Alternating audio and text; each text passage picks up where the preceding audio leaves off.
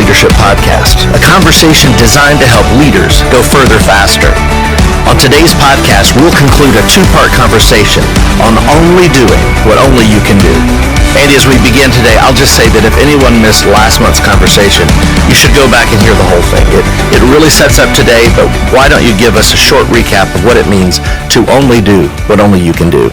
Yeah, this whole idea is based on what I call the two best kept secrets of leadership. The first one being the less you do, the more you accomplish. The less you do, the more you accomplish. The fewer things a leader does, generally speaking, the more they accomplish. And the second one is the less you do, the more you enable others to accomplish. The less you do, the more you enable others to accomplish. So again, it's the idea of backing into our core competencies, spending more time on the things that make the biggest difference, discovering and asking the question, okay, of all the time I have to give to this organization or this job, where does my time make the biggest impact? Where's the greatest value add? Discovering those things and then scheduling and calendaring to the point where you're spending the majority of your time and your best time on those few things. So when a leader embraces the idea of only doing what only they can do, essentially they're learning to lean into their strengths and delegate their weaknesses. And as we said last month, this isn't something we can begin doing today. This is something we shoot for. This is something we move toward. I can't go back to the office today and announce I'm only going to do what only I can do. And honestly, it's a bit of an ideal. I don't know that any person can actually only do what only they can do, but I think it's a goal that's worth setting out there and keeping our eye on. Otherwise, we get pulled into all kinds of things that other people can do, that other people should do, and that other people can do better than we can do.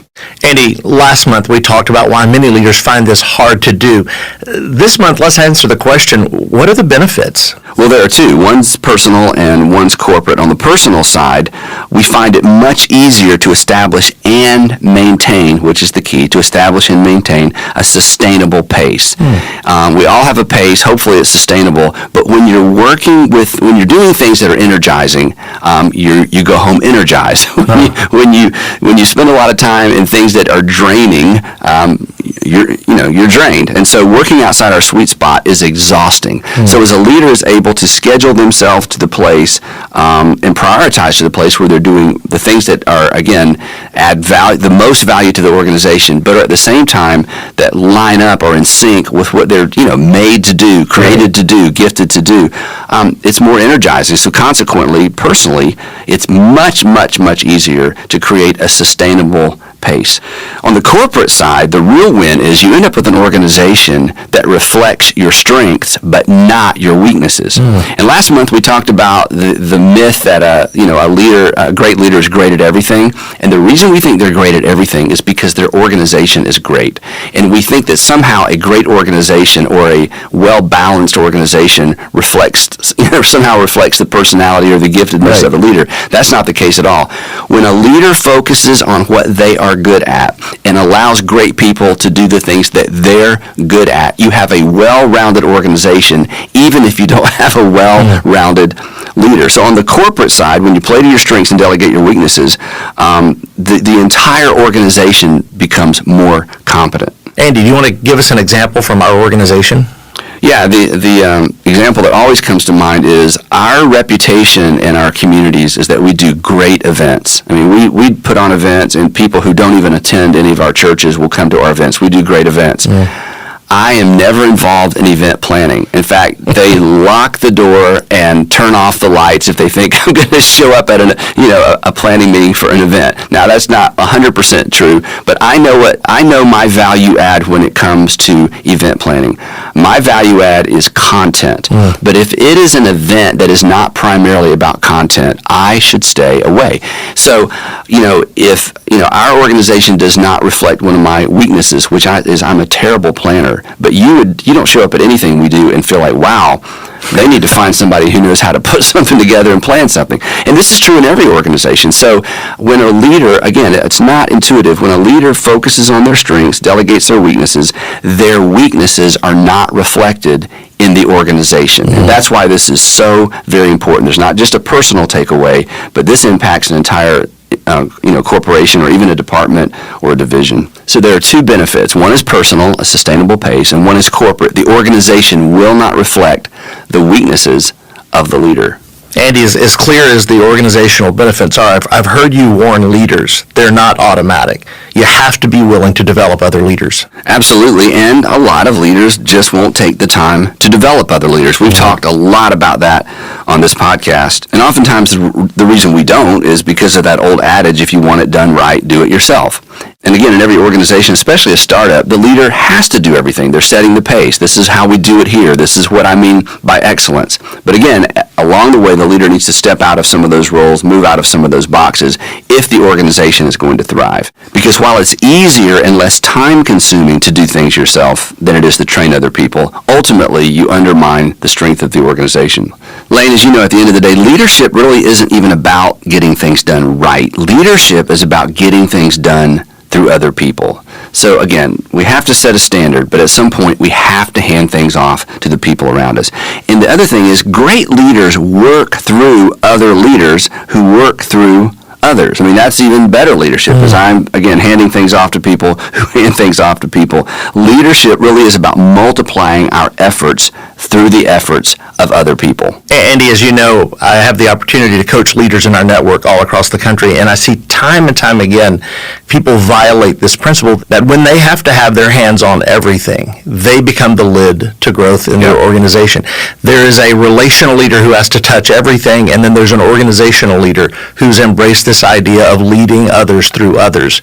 And it can oftentimes be the difference between growth and being the lid. Yeah, and this really is a lid to an organization or a part of an organization if a leader is not willing to, again, recognize their strengths, delegate their weaknesses, realize it doesn't have to get done the way I would do it, even if it doesn't get done the way I would do it, and even if it's not as good as I would do it. Still, I've gotten out of the way, and at least I've created the potential for the organization to grow. So, Andy, let's get really practical. How does a leader discover what only he or she can do? Well, Lane, as you know, whenever I teach this content, I always leave the audience with several questions to think about. And as everybody who's listening probably knows, there are so many tools for leaders and managers to figure out their strengths and their weaknesses. So I'm in no way trying to replace some of those incredible tools. But here's some questions just to get started. Here's one. What do you do that is almost effortless from your perspective, but seems like a daunting task to others?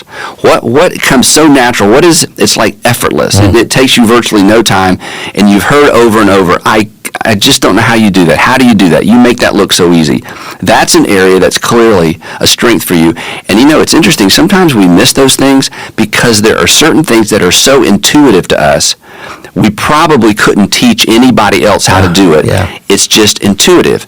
I can hear a song and sit down at a piano or pick up a guitar and play just about any song that's on the radio. I could no more teach someone how to do that. I don't even know. I just think, well, can't you just hear it? Don't you just get it? And the answer is, no, that's just in me. So when we discover something like that, we need to pay attention to that. Andy, another question I've heard you challenge people to ask is, in what arenas do people consider you the go-to person?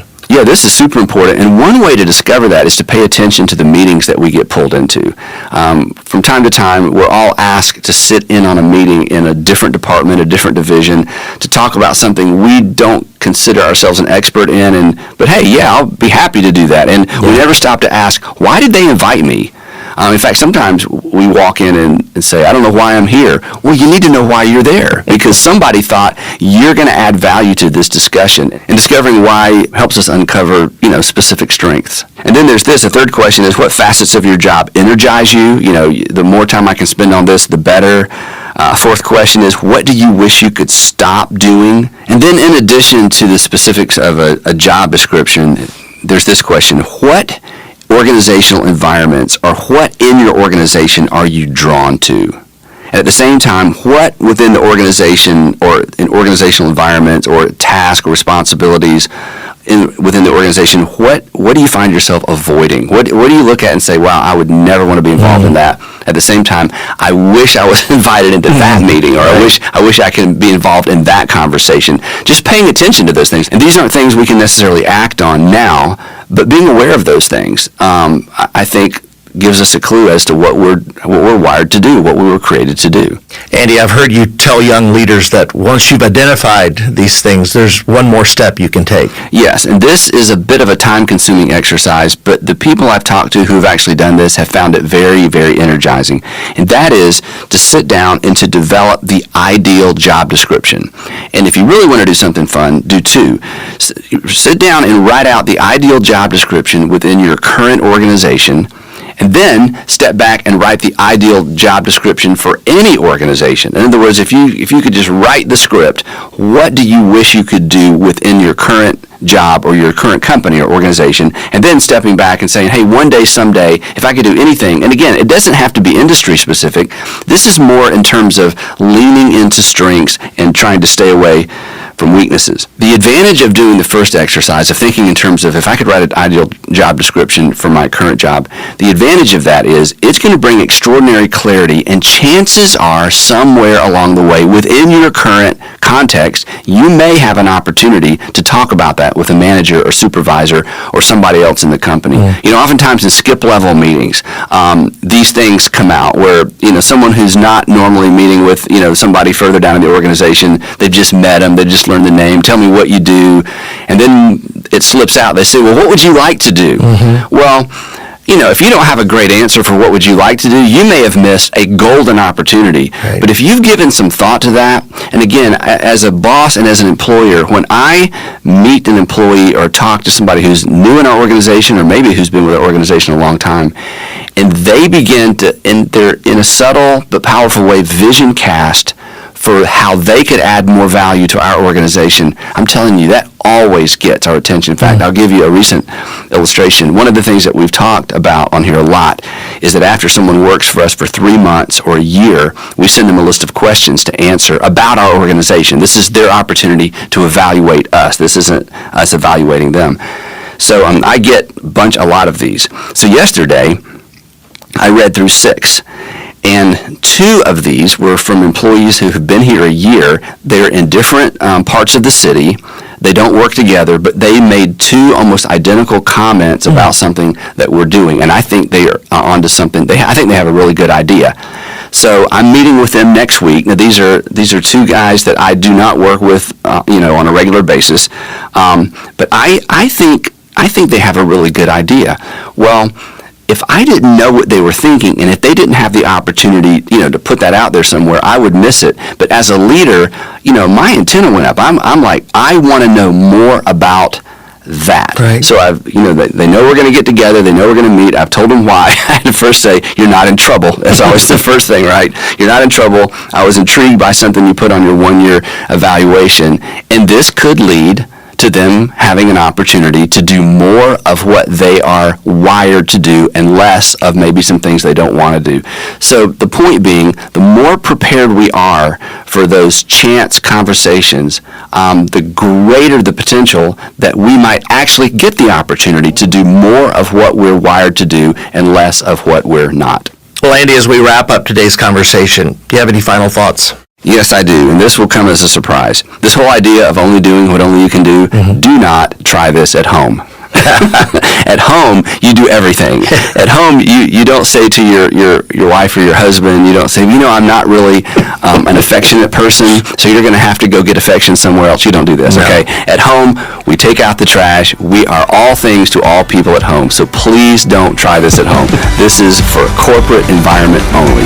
Find your strengths, lean into your strengths, begin to delegate your weaknesses, and pay attention to the things that energize you, and pay attention to the things that you've become the go-to person for in your organization.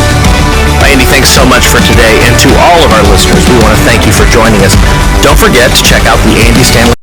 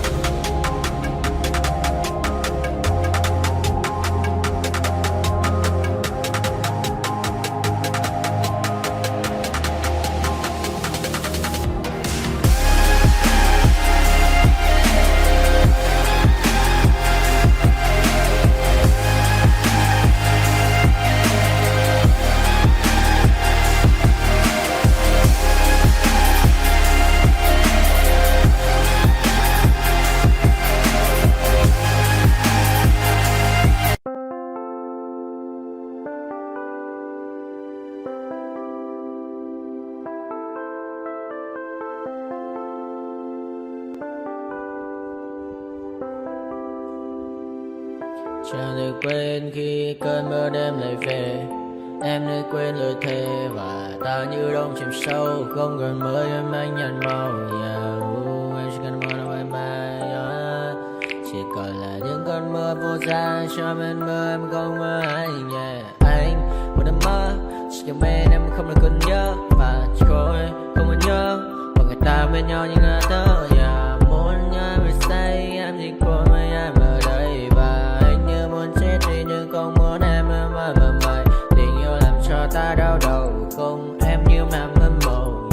Anh như nơi mong cầu và mưa bên em hôn sâu.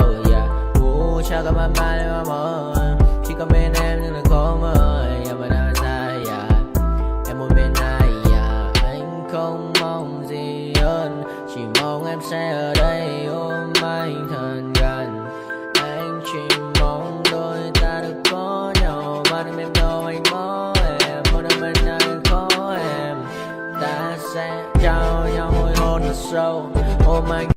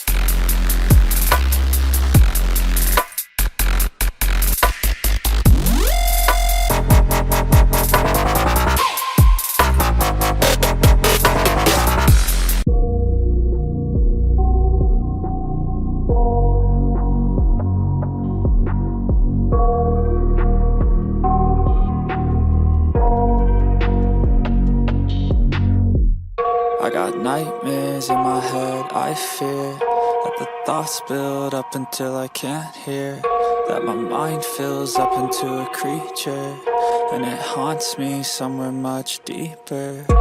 Anxiety, filling up every space, no privacy. And silently, it could build and build until you finally see, whoa, it's taking over, damn no closure, moving closer. No exposure, I just wanna be a loner. Some can't stay sober, looking over all their shoulders, like moving boulders just to get out of the home. It sucks, I've had enough, I don't wanna feel the stuck under the rug, all my problems that I shove. I got nightmares in my head, I fear that the thoughts build up until I can't hear, that my mind fills up into a creature, and it haunts me somewhere much deeper. I got nightmares in my head, I fear that the thoughts build up until I can't hear, that my mind fills up into a creature, and it haunts me somewhere much deeper. I've been feeling weird, I can't seem to focus good enough, nothing's really clear, sometimes it could be a little tough. I just need to feel like the end's in sight for me, but let's be really real, anxiety can foggy all this stuff. I've been feeling weird, I can't seem to focus good enough, nothing's really clear, sometimes it could be a little tough. I just need to feel like the end's in sight for me, but let's be really real, anxiety can foggy all this stuff. It sucks when you finally feel like giving up. Oh God, no luck, everything feels like you're sticky stuck. I'm lost, handcuffed to the bed where I sleep, don't give a fuck. Can't stop, unplug, feeling over